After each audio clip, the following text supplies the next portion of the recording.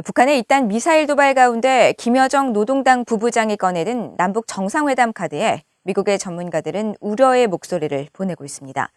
무력 시위와 유화책을 병행하는 냉온탕 전략으로 종전선언과 정상회담에 대한 한국 정부의 간절함을 악용한 북한식 유인책이라는 지적입니다. 조상진 기자가 보도합니다.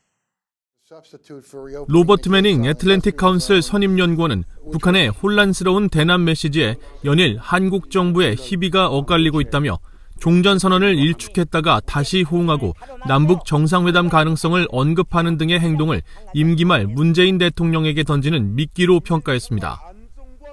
매닝 선임연구원은 그러면서 이미 남북 정상회담이 3차례나 이뤄졌다는 점을 감안할 때 추가 정상회담이 외교적 돌파구로 이어진다는 증거는 없다면서 김여정이 내건 공정성이나 존중 같은 정상회담의 조건들은 모두 북한의 각본에 따른 것으로 이는 미한동맹과 연합훈련 종식을 뜻하는 암호이며 문 대통령이 양보하고 바이든 행정부의 제재 해제를 촉구하도록 압박하기 위한 것이라고 진단했습니다. 패트릭 크로닌 허드슨 연구소 아시아 태평양 안보석좌는 북한이 정상회담을 언급하며 유화적 메시지를 내는 것은 내년 3월 한국의 차기 대선을 겨냥한 포석도 있을 것이라고 지적했습니다. 한국 정부로부터 양보를 얻어내고 정상회담을 추진하면서 이를 통해 한국 내 정치에 이용할 빌미를 제공하려 할 수 있다면서 북한은 다가오는 한국의 민주적 선거를 방해하고 영향을 미치는 데 더 관심이 있을 것이라고 말했습니다. 에반스 리비어 전 국무부 수석 부차관보는 북한이 남북대화 재개와 종전선언, 추가 남북 정상회담에 대한 한국 정부의 열망을 이용할 기회를 보고 있다면서 북한은 한국이 이 3가지에 너무나 많은 에너지를 쏟고 있다는 사실을 보고 이를 악용하려 한다고 지적했습니다.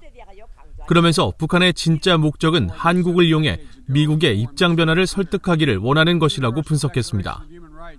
And exploit it in a couple of ways to find out what South Korea might be prepared to give North Korea or do for North Korea in the course of restoring dialogue, but also, and no less importantly, to what extent Seoul might be an eager participant in an effort to try to convince the United States to change its own position.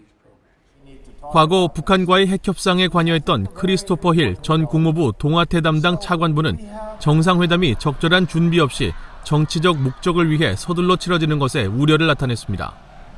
그러면서 북한이 회담을 시작하기도 전에 우위를 점하려는 시도를 할 수 있다며 정상회담은 준비가 지극히 잘 돼 있을 때 해야 한다고 강조했습니다. When they do it as a condition for a meeting, I do worry whether they are expecting some kind of gesture in advance that might imply that somehow they are right and we are wrong. I just feel at this point, going to a fourth summit, it's very necessary to nail down a lot of details. 원자력기구 IAEA 사무차장을 지낸 올리 하이노넨 스팀슨 센터 특별연구원은 실질적인 조치가 빠진 종전선언이라는 것은 정교한 무기 시스템을 계속 구축할 때는 존재할 수 없는 지속가능한 평화에 대한 환상을 불러일으켜 역효과를 낳을 수 있다고 지적했습니다. VOA 뉴스 조상진입니다.